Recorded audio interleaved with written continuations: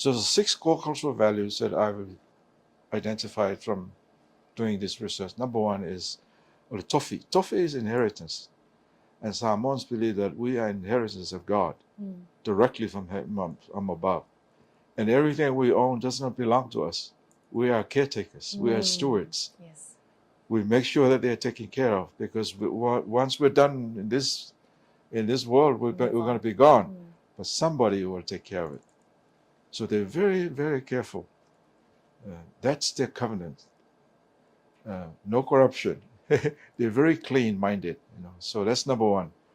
But the Tofi my atua, our inheritance directly from God.